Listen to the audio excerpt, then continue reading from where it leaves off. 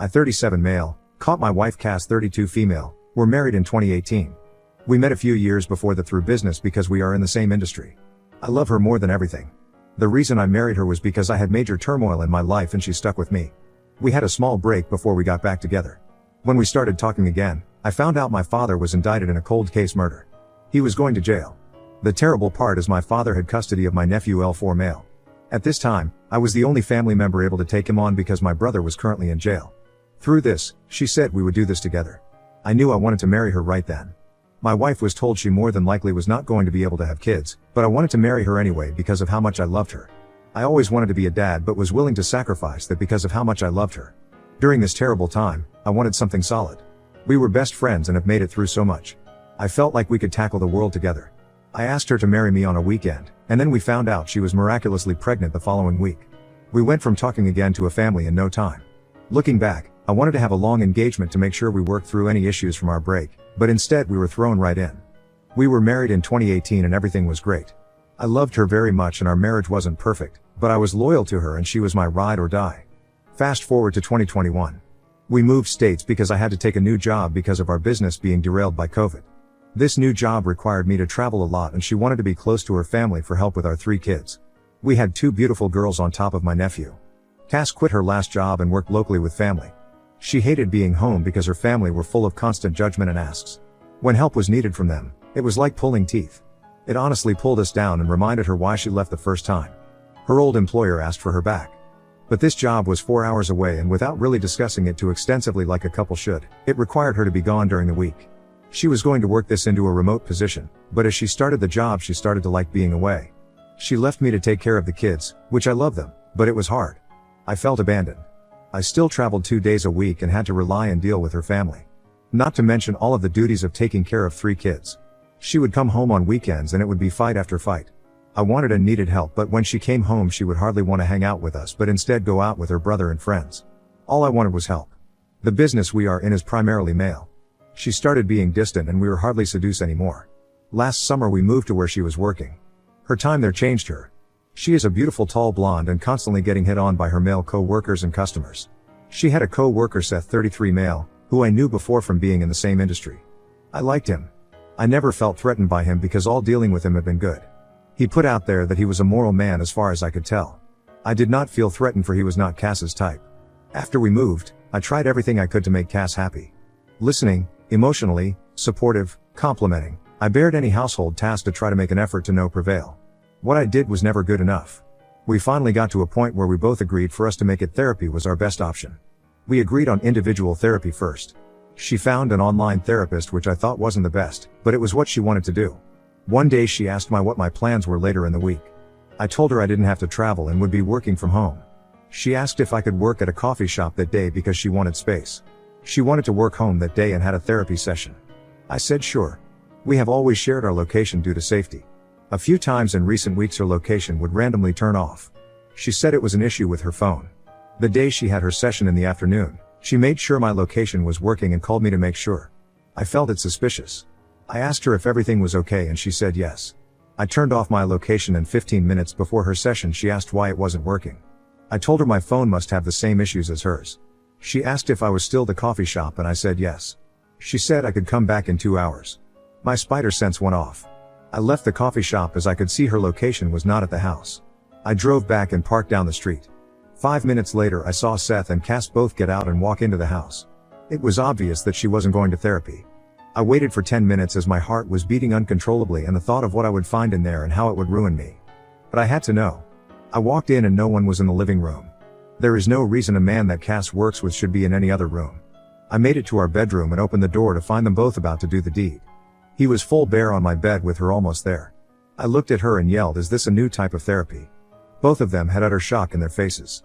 She ran after me trying to say it isn't what it looks like. I broke down. I didn't cry, but my body and mind took over for my world was turned upside down. Seth exited as quick as he could as Cass made sure she was between us. I tried to leave but Cass was physically blocking me. I'm traditional in the aspect to where I would never physically hurt a woman. But a relentless version of Cass came out. All I wanted to do was leave. I was a former defensive lineman and used my old moves to evade her without having to get physical. Once I got to my car, she blocked me from leaving. In order to leave I had to trick her like I wanted to talk, but I sprinted car to the car and took off. I think she broke a nail trying to grab the door handle as I was speeding away. I'm flushed with anxiety. I don't understand how she could have done this after all I did was try to make her happy. The picture of that man naked on my bed is haunting me after he tries so hard to come off as a good man. Still have to process this. Update 1. While I was driving away, I probably should have pulled over at some point because I was hyperventilating and couldn't get my heart rate down. However, the first thing I thought of were my kids. I immediately drove to their school and picked them up. At this point, I was getting bombarded with calls and text messages from her. I decided to block her. My only thought of the situation was, where are my kids and were they going to be okay? Even with what I just saw, I still was thinking about what was best for them. Under my supervision and control, I could make sure that they were okay. I needed them now more than her, and she could spend the weekend by herself wallowing in what she has done. Once I got the kids, I drove to a family member 2 hours away. This happened on a Friday and I was able to take a weekend and have time with just me and my kids. During this drive, I started to get calls from her mother and she was our mediator. The only thing I told her to say was the kids are safe. I told her not to share anything else about our situation or where we were going. It was Cass's choice to break up the family. I felt she didn't warrant that info. Mother-in-law agreed and told Cass kids were safe. I was emotionally dead inside. The only thing that brought out positivity were the kids. We did a bunch of activities through the weekend and had a great time together. They wondered where their mom was. I told them that this was a weekend for daddy to spend time with them. I still wanted to put Cass in a positive light and not to be spiteful to their mother. Kids eventually make their own mind up. Found out later that she was worried because of the emotional state that I was in and would somehow hurt the kids. Goes to show how much she really didn't know me anymore, because I would never do anything like that. Starting to see some of the dialogue that she was putting out there in order to sway certain opinions. To add context, though I loved her very much and wanted to make her happy, she had narcissistic qualities about her. When I was sick, she would have been more sick. I had a problem, her problem had to be bigger. Cass decided to adopt my nephew with me, but I believe that this was a tactic to lock me down. At that point in my life, I was very successful, and had a lot of good qualities that I believed someone else would want to find. During our break, she realized this and saw this as an opportunity. Due to my upbringing, I have some insecurities about myself, but from what other people said, they think that I am a good person and always try to make everything better. That's always who I try to be. I'm not trying to say I'm perfect or that I didn't have my problems or issues. I most certainly did. But I always try to make everyone and everything better. My nephew became a problem to her. Since we jumped into being a family with finding out that she was pregnant, and adopting him at the same time, I believe she had some animosity because of some of her life was stolen from her. Their relationship was always rocky. He was never right in anything that he did. I think that he has some underlying issues now because of their relationship. I was constantly having to defend him for him just being a kid. He did have some issues that I do believe were valid, and we got him the appropriate care. When you get a kid into the mental health system, it's always slow and rocky because everything is trial and error for kids so young. I did my best to see all sides of the situation, but it didn't matter and I was usually stuck in the middle. To give you an update on Seth. He is married with a few kids. He does work in the industry. I am not sure what I'm going to do yet. I still can't help but think of the person that he put off and finding him in my bed like that. I do know that he has blocked me on all social media, so I'm assuming that he's doing damage control to make sure that his wife doesn't find out. However, the 10 minutes in the car before I walked in, I found out a way to contact her for a worst case scenario. The power of the completely ruining somebody scares me, but if that's the right thing to do, then is what I will do. Ruining somebody has its advantages and disadvantages, but also seeing him potentially get away with this also, it's gonna be tough to do. I would also like to let everyone know, for my own benefit and to protect myself, I did record the whole situation on my phone. I have unblocked my wife and have had very limited contact, as I told her I don't really want to talk this way. I let her talk to the kids on the phone so she can let them know that they are missed. I'm planning on having a face-to-face meeting with her and writing everything down that I have an issue with, and letting her know that. A lot of you were saying just take it to a lawyer, and I think that is ultimately what's going to happen. However, I believe this one-on-one is going to give me closure and a direction moving forward.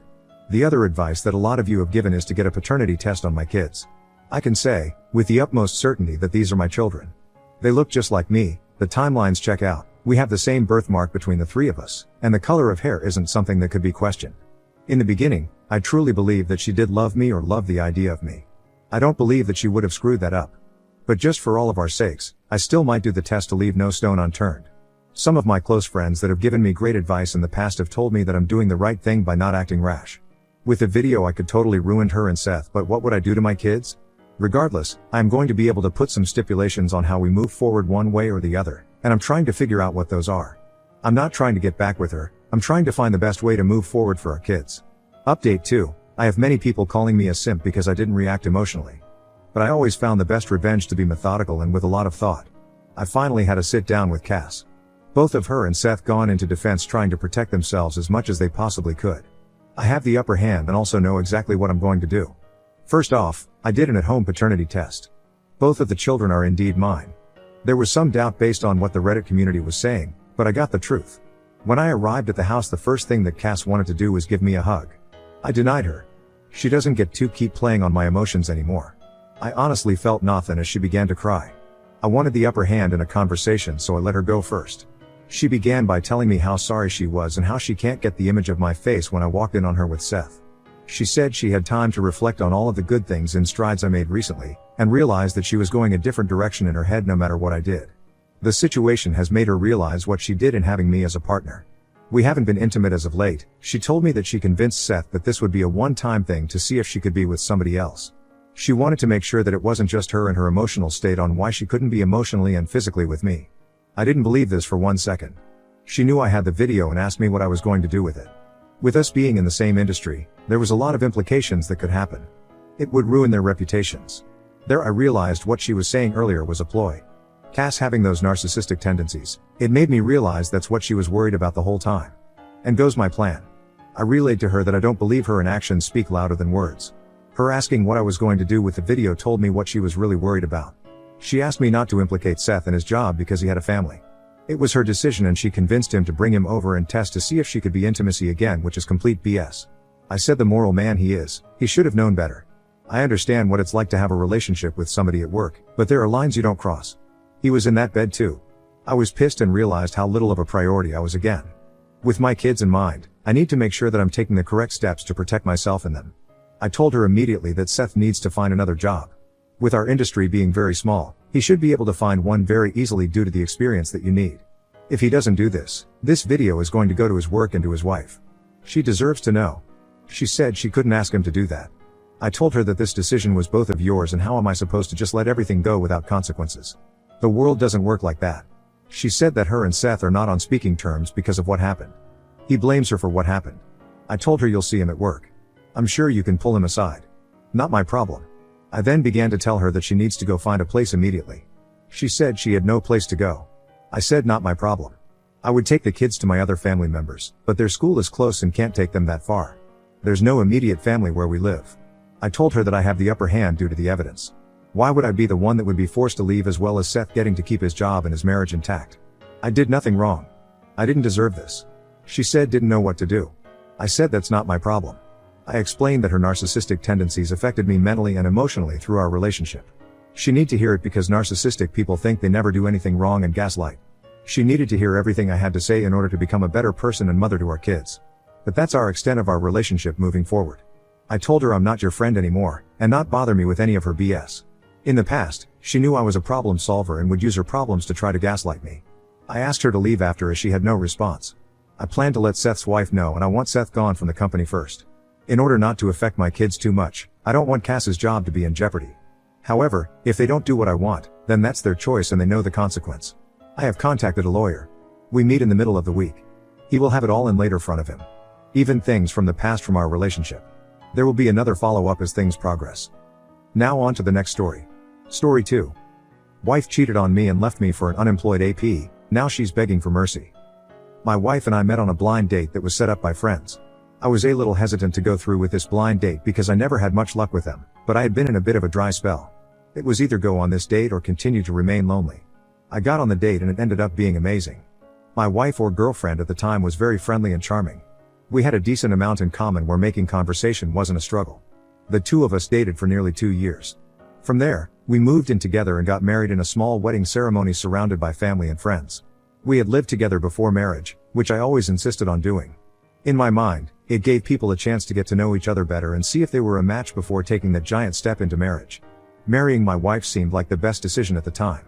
The two of us moved into a better apartment, continued to succeed in our jobs, and even got a pet dog. She was the one who wanted the dog, yet I ended up being the one who took care of it most of the time. Don't get me wrong, I love the dog and enjoyed taking care of her. I'd always loved animals, but my wife was the one who wanted this specific breed that could be a bit difficult to handle. She promised me up and down that she would care for the dog a little more than half the time. However, I was doing over 90% of the work when it came to our pet. This should have been my first red flag that she was so willing to brush off her responsibility. I just did my best to handle it because I was still madly in love with my wife. When she got a promotion at work, things started to change, but not for the better. I understood she had a lot of responsibilities now because she was supervising 3 people. It just seemed like there was something more to it. Anytime I asked her what was going on, she just said she was super stressed at work and that she was sorry for treating me this way. It was just a whole lot of stress. I wanted to believe it, so I forced myself to believe it. Ignorance is bliss, as they say, and I remained in ignorance for nearly a year after my wife's change in behavior. One day I decided to surprise her at work. I had gotten off early, so I thought it would be a nice, romantic little thing for us to do. I got to the office and was told that my wife had stepped out to go to lunch. It was my fault for not checking with her, so I went back to my car. When I was about to pull out of the parking spot, I saw my wife entering the office building with a younger man who I think was one of her subordinates. The reason I did a double take is how she was acting with him. She was very touchy, giggly, and not acting like a supervisor would with someone they were supervising. I watched them go inside the building, but as much as I tried to brush it off, I couldn't, because I kept picturing how happy she looked. My wife never looked at me like that anymore. It pained me to say this, but it was the truth. I wanted to ask her what was going on, except I doubted she would tell me the truth. So, I decided to check her phone when she was in the shower. The phone is always the place where you'll find what you need. Her texts were full of evidence of an affair with her subordinate. I sent copies of all the texts to myself in a surge of impulsivity. I wanted a chance to be able to use them. Once she got out of the shower, I told her I knew of the affair and to not BS me about everything because I knew the truth. She seemed shocked that I would take the step of going into her phone and violating her trust, which was ridiculous. She was the one to cheat on me in the first place. She looked like she wanted to hit me, but just stormed off back into the bathroom. I was glad that we only had another month left on this lease because our marriage was over. For a few days after that, I was in shock about the end of my marriage, and once the shock wore off, the grief set in. My wife had left to go stay with her parents. They were supporting her, but this was no surprise to them. She was their little girl who could do no wrong. I had finally sought out a lawyer and planned to move into another unit in the complex that was smaller than the one I shared with my wife. She seemed to be facing no consequences. Her family and friends were on her side, with her job still going well. It was then I had enough and decided to make the affair known to my wife's workplace. I had evidence to back it up, so it wasn't like I couldn't prove it. The fallout was quick. My wife was forced to resign and the subordinate was moved to another department. When I learned she left her job, she reached out to me and lashed out, saying how she knew this was my fault. I didn't deny it and told her I took screenshots of her text messages that day and was sitting on them for weeks now. She screamed and cried, saying she was going to have her father hire a lawyer to go after me, but it was all bluster. My soon-to-be ex was the one who had done wrong by having a relationship with someone below her. It went against the rules set forth by her place of work. It was a relief when the divorce was final and we were no longer legally married. I spent a lot of this situation in a state of shock and then devastation. Most of the time I was wavering between the two. The divorce being final was a chance for me to be able to heal, which I desperately needed. For a while, my ex-wife did try to harass me, but eventually, it stopped. I don't know why she did that, and frankly, I didn't care. It meant that my ex was now finally out of my hair. It was the best part of it. The last I heard about my ex is that she had gotten another job, but it's much lower paying than her other one. It had been hard for her to find one because of how suddenly she left her other job. This was completely of her own doing, so she had no one to blame but herself. I still don't know where it all went wrong or why she cheated in the first place. The best I can figure is she's just a terrible person who enjoyed the rush of cheating on me with someone at work. His being younger probably was a boost to her ego too. My ex certainly would have gone far in that job too. I've since received another promotion with another on the horizon. I also got the dog in the divorce because I was the one to take care of her anyway. There was no way she was going to take her. Honestly, I can say I don't care what happens to my ex or where she ends up in 5 years. I'm on the path to happiness and she seems to be on a path to permanent misery. Do I hope that she looks back and regrets what she did? Sort of, but I hope one day I won't care about that either.